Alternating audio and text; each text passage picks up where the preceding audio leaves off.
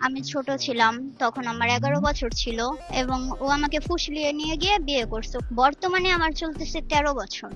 এর ভরণ পোষণের কথা বলতে গেলে এখন বর্তমানে আমার আব্বু আম্মু আছে।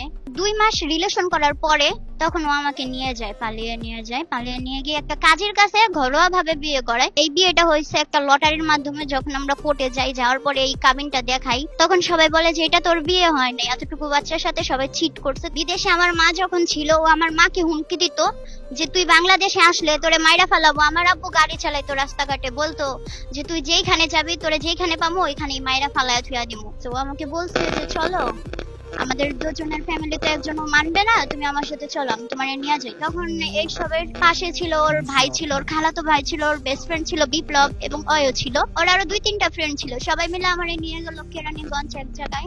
ওইখান থেকে আমাকে আবার নিয়ে আসছে। যখন এইসবের মূল কারণ হচ্ছে ওর মা সবকিছু জানতো, কিন্তু তখন আমার আব্বু আম্মু কিচ্ছু জানতো না। আমার আব্বু যখন থানায় জিডি করলো, তার 5 দিন পরে ওর মা আমাদের ফোন দিছে। ফোন দিয়া মানে ওরে বলতেছে, তখন আমি পাশে ছিলাম না, বলে যে বাবা তুই ওরে নিয়ে আয়, ওর বাপে তো পুলিশ আনছে আমাদের বাসায়, তুই ওরে নিয়ে আইসা পর। তখন ওর মা ওরে যখন এই কথা ফোন দিয়ে বলে, তখন ও আমারে বলে যে আচ্ছা লো আমরা বাসায় চলে যাই, তোর বাপ মা অনেক দুশ্চিন্তা করতেছে, তোর আম্মু বিদেশ থেকে কান্নাকাটি করে।